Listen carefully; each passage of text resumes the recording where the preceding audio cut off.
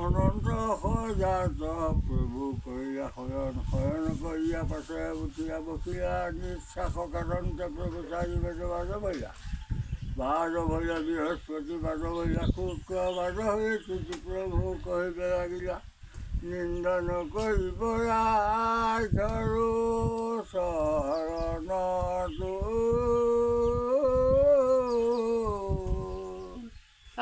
এইবাৰকে গাই দিম আৰু আপোনাৰ পৰিচয়টো দি দিয়ক।